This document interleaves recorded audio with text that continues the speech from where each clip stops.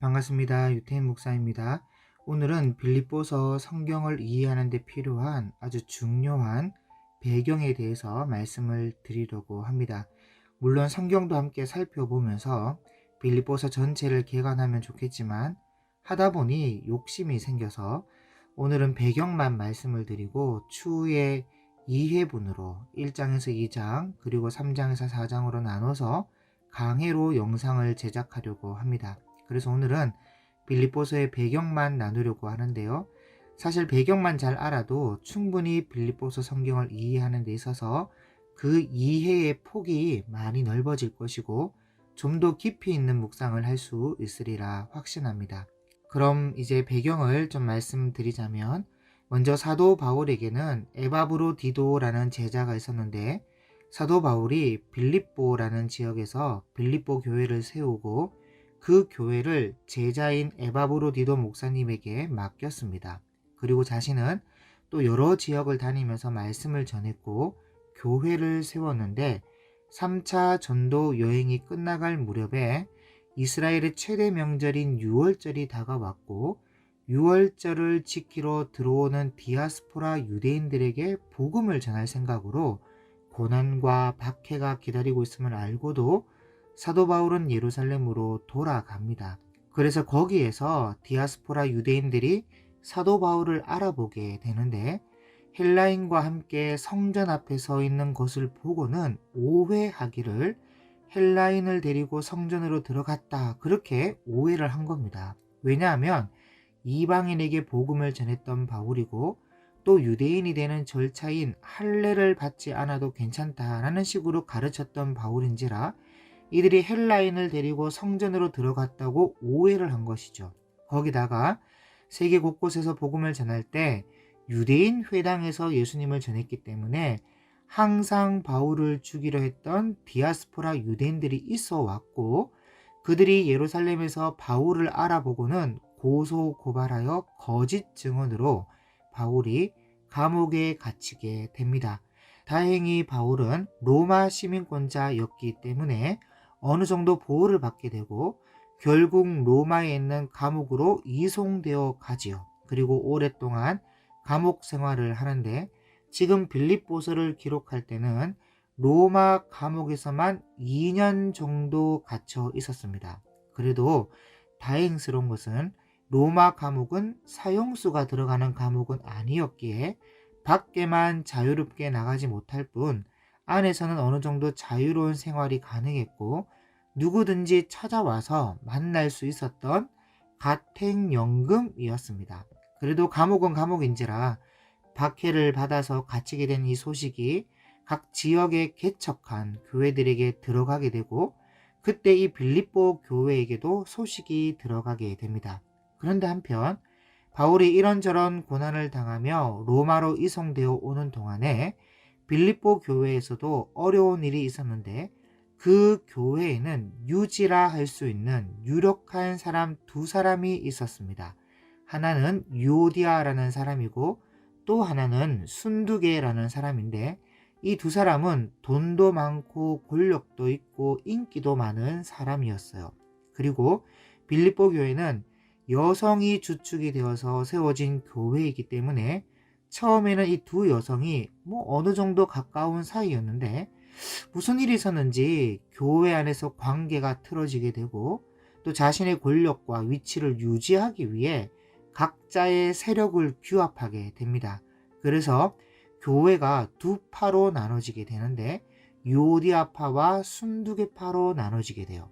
그래서 이 두 파가 교회 안에서 늘 문제였습니다. 에바브로디도 목사님이 사역을 제시하고 설명을 하면 그게 아무리 좋아도 한쪽이 동의하고 찬성한다? 그러면 반드시 다른 하나가 마음은 그렇지 않더라도 꼭 반대를 하는 거예요. 세력 다툼이죠.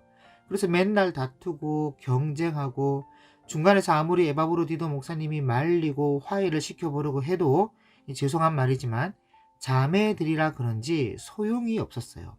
그런데 다행스럽게도 이 두 사람에게는 공통점이 하나 있는데 아무리 둘이 앙숙이라 해도 이 두 사람은 사도 바울은 존경하고 좋아하고 그 말씀이라면 순종했다는 겁니다.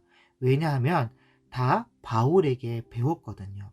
그럴 때 이 사도 바울이 로마 감옥에 갇히게 되었다는 소식이 빌립보 교회로 들어오게 되는데, 이 소식을 들은 에바브로디도 목사님이 이것을 가지고 이 두 팔을 화해시킬 수 있는 좋은 기회로 생각했습니다.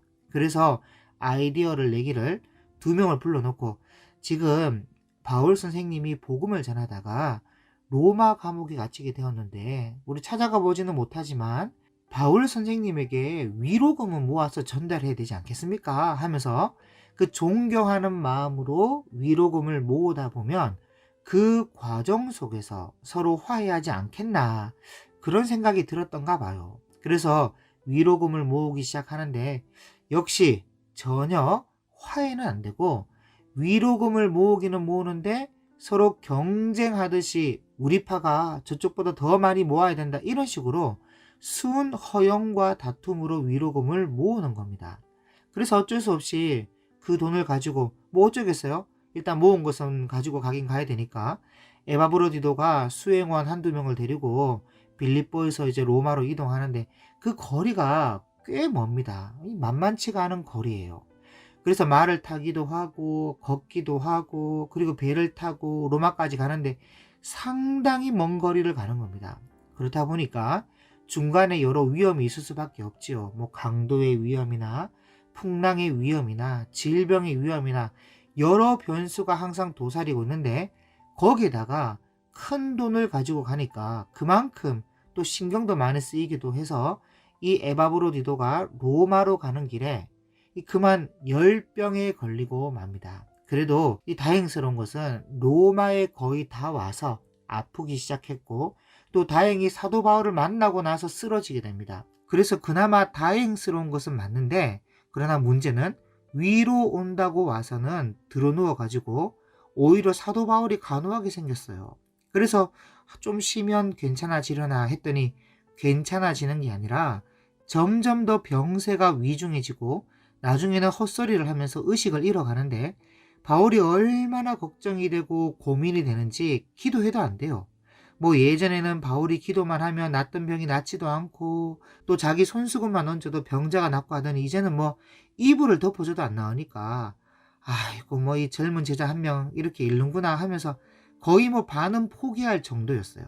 그래서 빌립보 교회에도 연락을 취하고 동력자들에게도 연락을 취해서 기도 부탁하고 자기도 최선을 다해 간호하면서 기도하는데 그래도 이게 잘 안 나오니까 아이고 하나님께서 이 제자를 데려가시려고 하는가 보다 그러고 있는데, 어느 날 갑자기 눈을 뜨고 정신을 차리면서 기운을 내기 시작하는 겁니다. 그래서 얼마나 감사한지 빌립보 교회로 기도 부탁한다면서 이미 소식을 알렸거든요.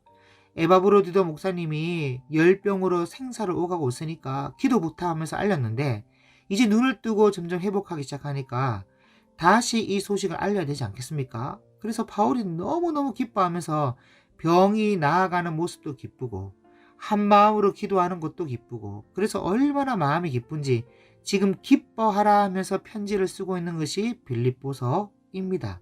그런데 자신의 현실을 보면 가택연금 되어가지고 그것도 약 4년에서 5년이 지나도록 지금 자유롭게 있지도 못하면서 자신을 찾아온 제자 목사님의 병이 나아가는 모습만으로도 얼마나 기뻐하는지, 그러면서 기뻐하라고 편지를 쓰는데 편지를 쓰는 동기가 사실 기뻐서 쓰는 것도 있겠지만 에바브로디도 목사님을 통해서 빌립보 교회 상황을 듣게 되었거든요.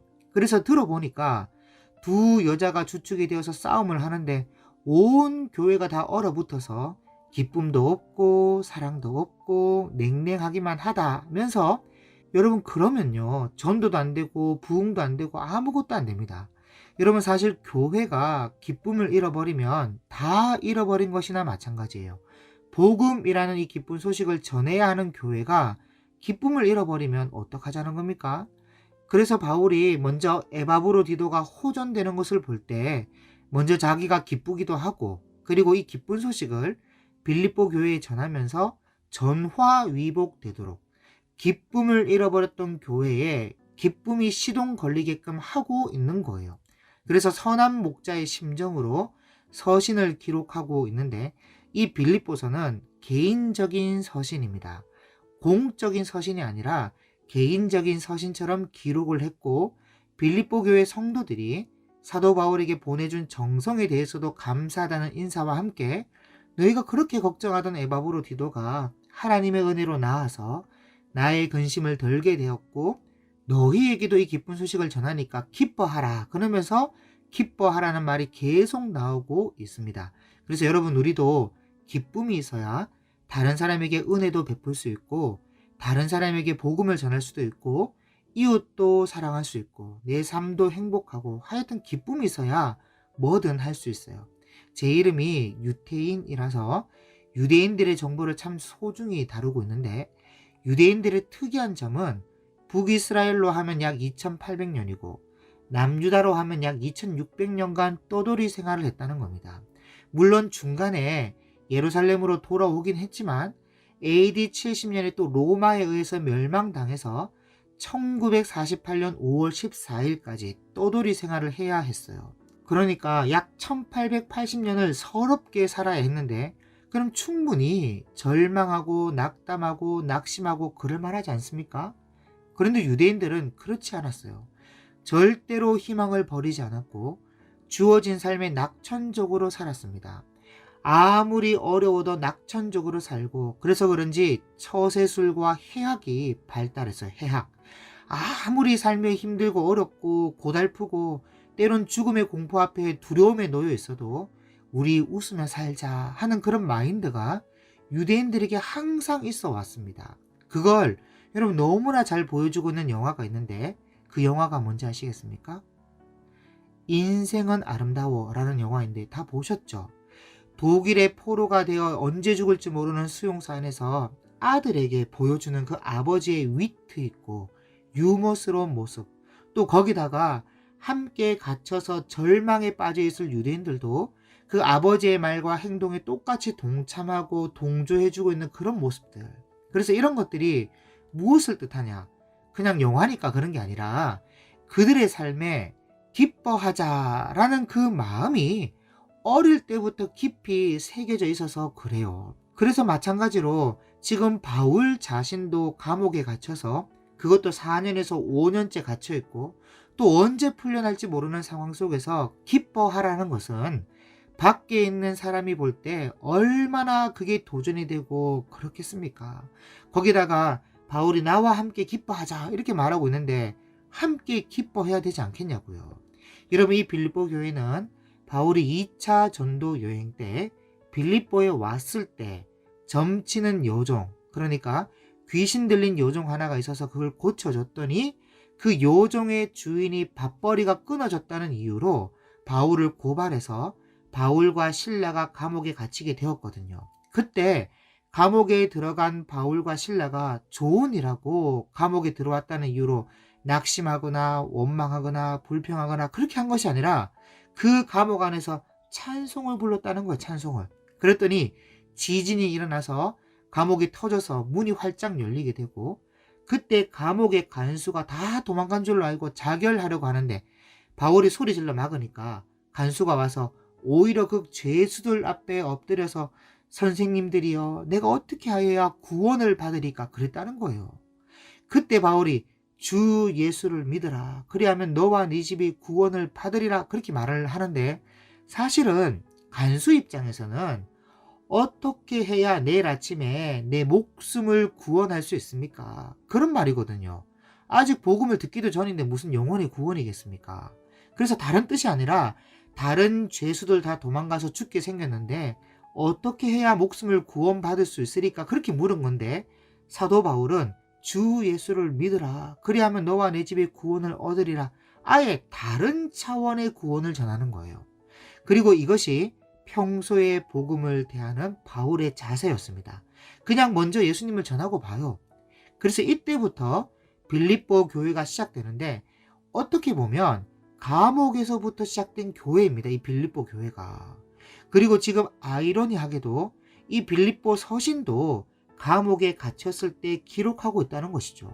그래서 빌립보 교회의 태동을 알고 있는 빌립보 교회 성도들이라면 충분히 바울이 말하고자 하는 의미를 알 수 있었다는 겁니다.